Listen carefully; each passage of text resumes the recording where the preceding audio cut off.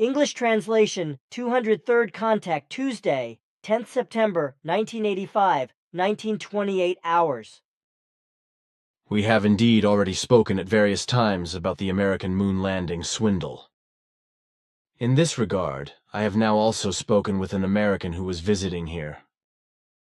He was not in agreement with that which I told him regarding your explanation concerning this matter. It was his opinion that a swindle is completely impossible, because the aforementioned moon landing project had employed at least 100,000 humans, who most certainly had not kept silent, even if it were their duty to do so. At least a whole number of them would have talked or not held their tongues due to certain grounds. What is your opinion on that? As we have already explained several times, the Americans' Apollo 11 moon landing on the 20th of July 1969 did not take place because everything was a great designed swindle through which the entire world was fooled. Also, it was not so that 100,000 or more people were involved in the fraud or simply informed about it, rather a total of precisely 37 persons who were involved in that. This small number was responsible for nothing trickling through, and the criminal fraud enterprise actually could be kept secret up until the present day, and this would also be the case in the future, in spite of the fact that very many anomalies in regard to the photographs and videos will be discovered by critical persons and will continue to be discovered. The lie will therefore continue to be sustained, and indeed, in spite of the provable and clear evidence of the anomalies, which prove the falsification of the moon landing.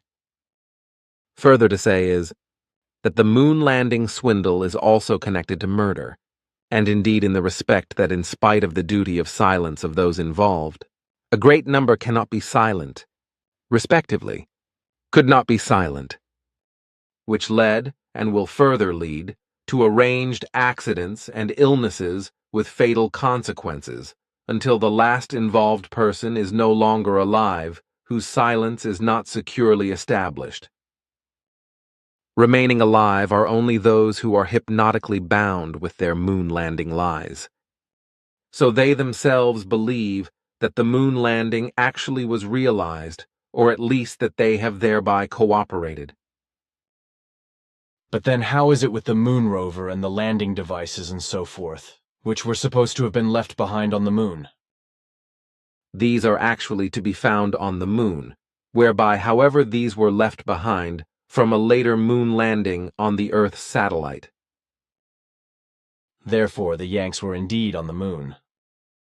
Of course, but not at the alleged point in time of the 20th of July, 1969.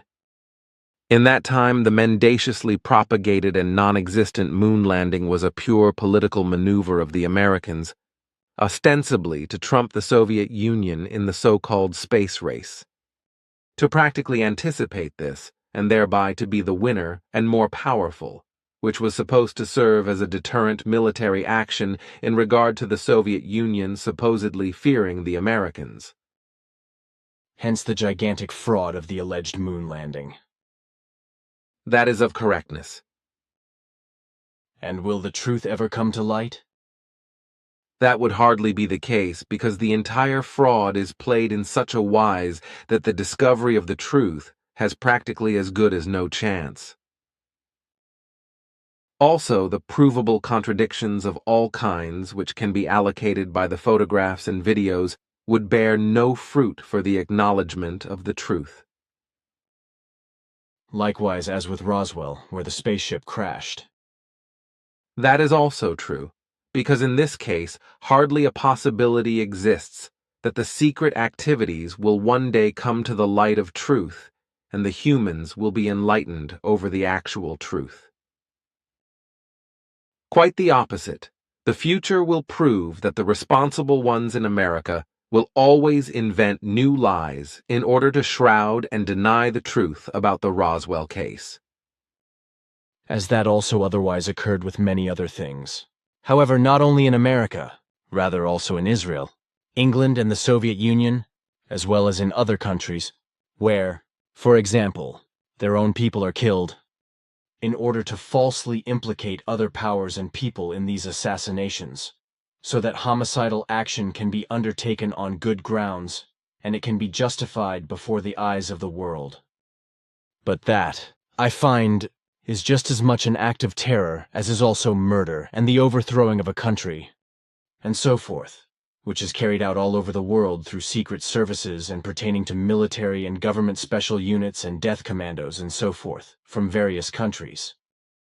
Belonging to that, for example, are the murderous and crimes against humanity machinations in any country which has infected, or will infect, thousands upon thousands of humans with radioactive substances as well as with atom bomb tests and biological weapons, and deliver them to a miserable death.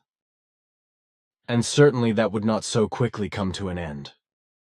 That is of correctness, because chemical and technological development will accelerate everything further and evilly degenerate, whereby quite especially the realm of terrorism will likewise spread out, so that a safe defense is practically impossible. Then we can await all kind of things in this regard. That will be so, however, I am not supposed to speak about that, because no further predictions are supposed to be made, at least not officially. However, I can still be useful to you in this regard on a private basis. I actually have no requirement in that respect at the moment. Perhaps it would be good. In spite of that, if I had knowledge of certain things, at least of such which concern me and my family as well as the group members and the mission. I am allowed to speak openly with you in this regard, and to create clarity if you actually want me to. In this respect, yes. Perhaps also important things in the form of world events, if you think that the awareness thereof is important for me. It should be thus. Then listen to what I have to say.